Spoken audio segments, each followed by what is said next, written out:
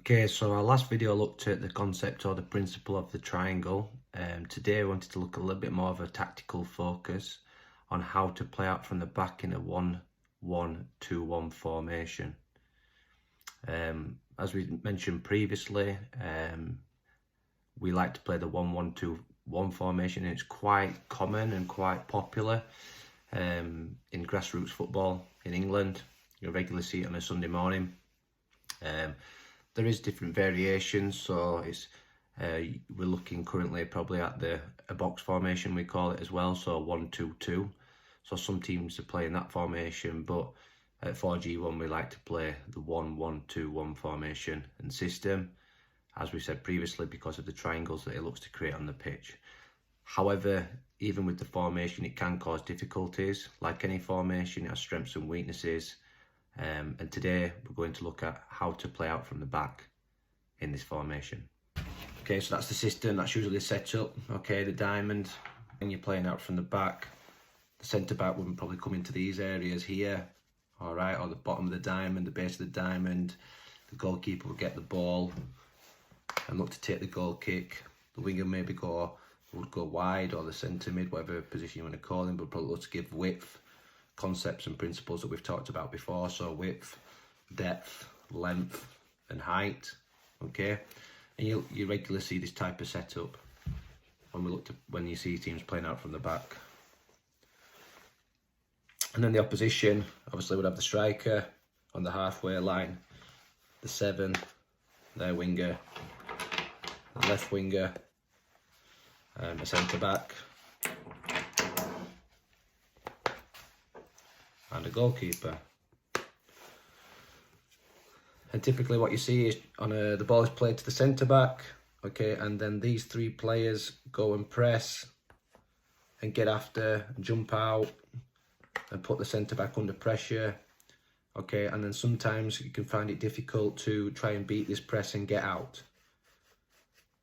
Okay, this is a common theme, so the player might try to play into here, might be intercepted, might play here, might be intercepted, or might put this player under pressure, or they might even kick the ball out of play. All right, and sometimes they might even struggle to get the ball into the striker as well. So this is a common pattern that you'd see when playing out from the back.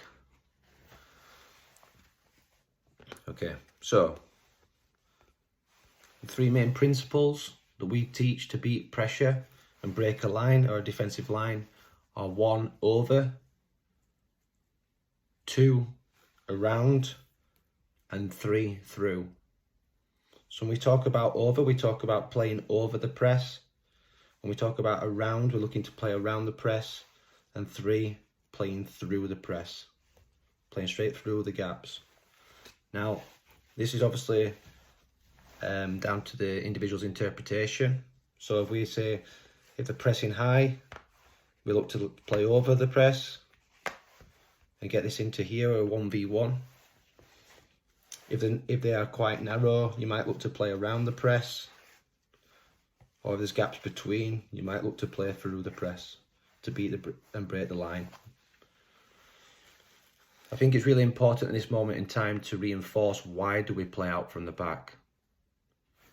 Well, the whole purpose of playing out from the back is to try and create a situation of equality at the top, so 1 versus 1, where the numbers are the same, or even better, superiority, where we have an extra man, the overload, if possible. Now, this is quite difficult, but that's the situation. So we're trying to provoke them, or trying to bait them onto us, so we can beat their press and create a situation here where it's 1v1, where our striker might be a bit more superior, their centre-back, okay, or maybe possibly create a 2v1 situation where the winger might come in and look to make a 2v1 and overload their defender.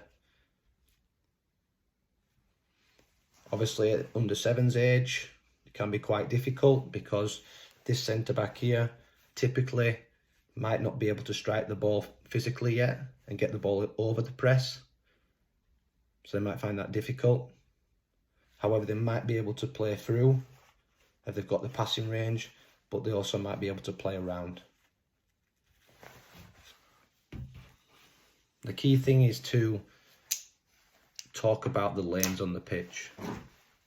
So previously, I've mentioned the 5 lanes on the football pitch, but at the under 7s age, we talk about the 3 lanes really.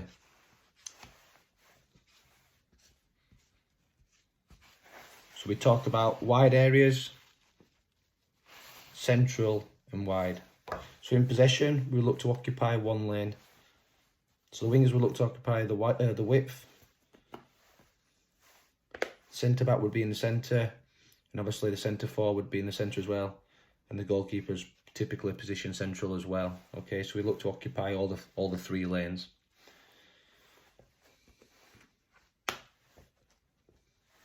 Football has 3 main principles around attacking, which is to create space, maintain space, and exploit space. So if I was going to teach my team to play out from the back, I think the real important thing is creating space. So for example, I was to promote my goalkeeper, and you might see this now is on the TV as well, is the goalkeeper taking the goal kick from the side. Okay, so not central. Okay, for example, if you're taking it in this position here, you're playing the ball into here, you're essentially trapping this player, putting this player in a position where they're going to be under a lot of pressure as these players look to jump in diagonally and maybe cut this pass out here. It's going to be a 3v2 with the goalkeeper, and putting them players under pressure and increasing the risk of losing possession. So as I keep mentioning, it is about creating space on the football pitch, using width, using depth, and using length or height if you prefer to use that term. Okay, so using the full depth of the pitch. So as a goal kick, you get the goalkeeper to take it on the edge of the 6-yard box, and obviously with the younger ones there isn't a 6-yard box, but dropping a little bit deeper, coming to the side with the other centre back coming to the side as well, using the full depth of the pitch. If they come too wide, once again, as that ball travels at under 7s, they'll be able to press the ball, and again reducing space for the player to receive it and putting that player under a lot of more pressure. So the player doesn't need to be too wide. Probably the edge of the box, even coming inside a little bit, would encourage that as well. Okay, so the position is really important. Maybe having 2 players at this time inside the centre of the pitch in the middle lane. So now we've got a 2-2-1 shape system really. Okay, so like any system, it moves, it rotates, it animates. It's just a structure to play from. So as the game develops, you want players to be rotating and moving to cause trouble. So essentially we moved into like a 2-2-1 formation now, with the keeper coming out of the goal a little bit. The player now has the decision, or the goalkeeper now has the decision. Can they play around the press? Can they play through it, or should they play over it? In this position, in this situation, it probably encourage the keeper to probably play around the press, go straight into here.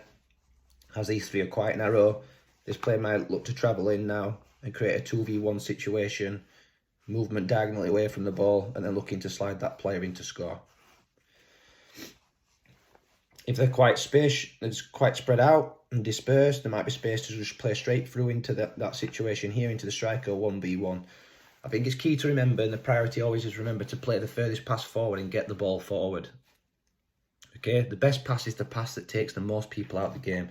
So this pass here would take out 3 players out of the game straight away with 1 pass. It's eliminated them 3 players there in the middle.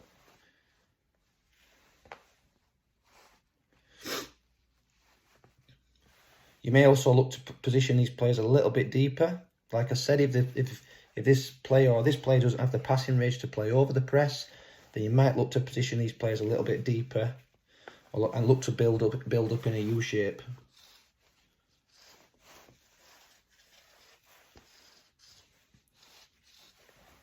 So as this goal kick's played, these 3 players will look to press the ball. And the main principle still remains the same, or the principles of playing over, around and through are still there. So this player might look to play around, okay? He might look to play through, might look to play over, okay? And Meissen also choose to recirculate or circulate the ball and recycle the ball and go out the other way. So for example, these players come here, all right, the best decision would be to play around the press still and circulate the ball and go out the other way, and then play forward. And then we created another 2v1 situation here, okay?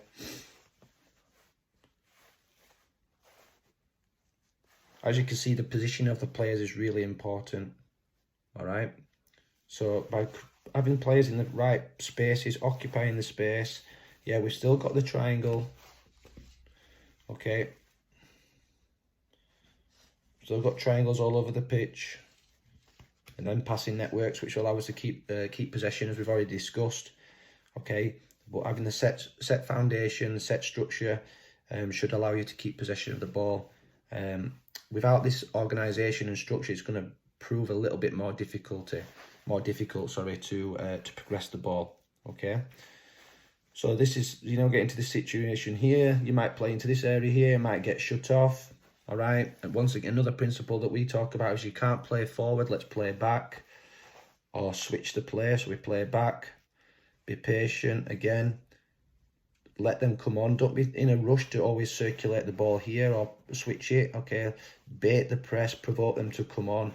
All right, you might play across into here, or you might play and switch the ball in, and once again, we're looking to create a 2v1 situation, okay?